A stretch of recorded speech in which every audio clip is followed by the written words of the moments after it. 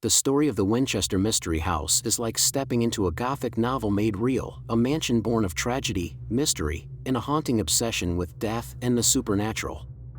Sarah Winchester, the woman behind this infamous mansion in San Jose, California, was not merely a wealthy widow. She was a figure haunted by grief, guilt, and an unrelenting drive to stave off what she believed was a curse.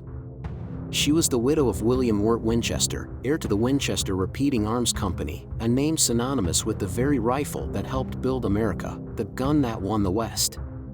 Yet, while the Winchester name brought prosperity, it also carried the weight of lives lost, and Sarah Winchester believed those souls were coming for her. It all began in 1862, when Sarah married William. Sarah, known for her intelligence, grace, and beauty, quickly became the belle of high society, and the Winchesters appeared to have everything. Yet, the family's fortune was steeped in bloodshed, as the rifle that bore their name had become an instrument of war and expansion, bringing death to countless people. This dark legacy seemed to foreshadow the misfortune that would soon touch the Winchesters personally.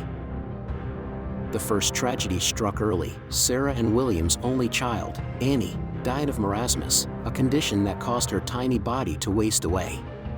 The death left Sarah devastated, and the deep grief altered her forever. For years, she bore the loss in silence, clinging to her husband and the comfort of their life together. But sorrow was not yet done with Sarah. In 1881, William contracted tuberculosis and passed away, leaving Sarah a widow with an immense fortune, $20 million, plus a controlling share of the Winchester Repeating Arms Company. Despite her wealth, Sarah felt only emptiness, a wealth drenched in sorrow and blood. Searching for solace, Sarah turned to spiritualism, a movement that promised a connection to the afterlife, hoping perhaps to reach her husband and daughter. She consulted a well-known Boston medium, and the seance they held would change her life forever. According to legend, the medium told Sarah that her family was cursed, pursued by the spirits of all those who had been killed by Winchester rifles. The ghosts were furious, restless, and out for vengeance. And the medium delivered a prophecy that would haunt Sarah for the rest of her days. The spirits will follow you, and they will not stop unless you appease them. You must move west and build them a house. Never stop building. As long as construction continues, you will be safe. But should the hammering stop, they will come for you. This warning drove Sarah across the country to San Jose, where, in 1884, she bought a modest farmhouse on 162 acres and began her monumental project. Construction started immediately, and from that day, the sounds of saws, hammers, and drills filled the air without cease. Hired workers toiled around the clock, 7 days a week, transforming the modest farmhouse into a sprawling mansion that seemed to defy logic or reason. Sarah's instructions were strange and often perplexing, yet they were to be followed without question. Walls were built only to be torn down, staircases led nowhere, doors opened to nothing, and hallways twisted into labyrinthine dead ends. The house grew and grew, turning into an architectural nightmare of endless rooms, corridors, and hidden spaces. Sarah, shrouded in her perpetual mourning dress, would move through the mansion day and night, personally overseeing the construction. Each addition, each staircase to nowhere, each door opening to a wall, was carefully planned as if every part of the house had a purpose. To Sarah, it was not simply a home but a sanctuary, a fortress to confound and disorient the ghosts she feared. She believed the spirits could be tricked, misled through the house's endless, winding hallways and nonsensical architecture, lost in the maze she created.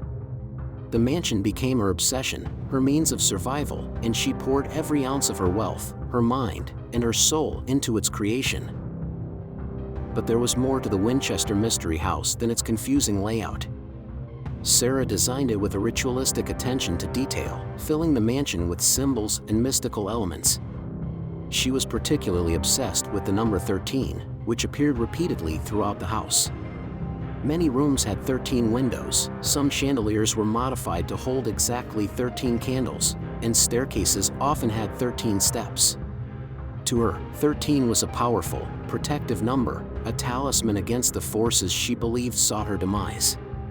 She also built secret passageways and hidden rooms throughout the mansion. Some say to hide from spirits that might pursue her, others suggest to house the ghosts themselves. Rumors of hauntings began to swirl around the mansion even during Sarah's lifetime. Construction workers reported strange encounters, cold spots that made the hairs on their necks stand up, unexplainable sounds of footsteps, and eerie voices that seemed to come from empty rooms. Some claimed to see shadowy figures gliding through the halls, apparitions in old-fashioned clothing, soldiers who appeared ready for battle, and others who were shrouded in darkness.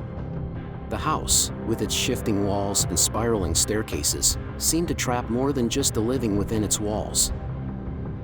One of the most unsettling accounts involved a worker who encountered a ghostly figure at the end of a hallway, a man dressed in a Civil War uniform, his gaze hollow and fixed, staring with an intensity that froze the worker in his tracks. The figure did not move but seemed to inch closer with every blink, filling the hall with an oppressive chill before disappearing completely. The man was left trembling, certain he had seen one of the countless souls bound to the house by the curse. As the mansion grew, so did Sarah's obsession. She became more and more isolated, rarely leaving the house, a figure cloaked in grief and mystery, wandering the halls at all hours. It was said she held nightly seances, using her spirit room to communicate with the ghosts and to seek their guidance on how to continue construction. She spoke to them, some claimed, as if they were her advisors, guiding her hand in the design of the house.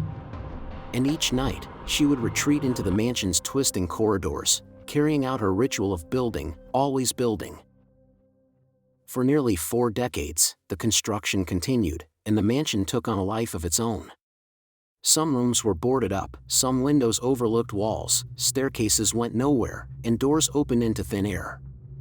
There were 160 rooms by the time of her death, and countless corridors and hallways, enough to confuse and deter any spirit that tried to find her, or so she believed.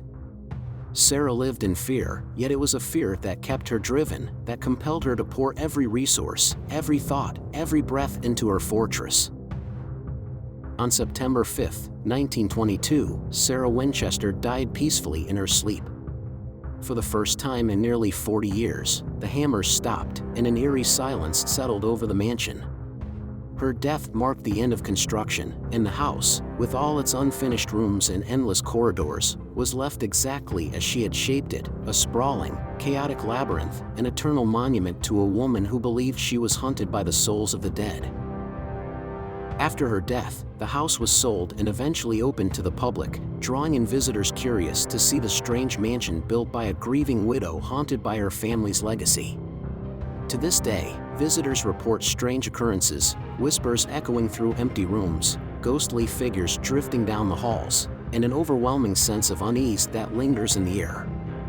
Some even claim to see Sarah herself, still dressed in black, a shadow moving silently through the house she dedicated her life to. In 2018, the film Winchester brought Sarah's story to the screen, dramatizing her life and the mansion's eerie past, blending fact and fiction to capture the haunting obsession that drove her. The film portrayed her as a tragic figure, a woman who poured her wealth and soul into constructing a home that she believed could shield her from the horrors unleashed by her family's legacy. Though elements of the movie were fictionalized, the essence of Sarah's haunted life remained. Today, the Winchester Mystery House stands as a testament to Sarah's desperation, a maze of rooms that tell the story of a woman trying to outrun death. It is a reminder of the lengths we might go to escape our own guilt, our fear, and the haunting shadows of our past. To step into the mansion is to walk into Sarah Winchester's world, to feel the weight of her sorrow, her obsession, and her belief that as long as she continued building, she could hold the spirits at bay. But one has to wonder, as they navigate the mansion's twisting halls and dead ends, if she ever truly escaped, or if, in the end, she became just another lost soul within the labyrinth she created.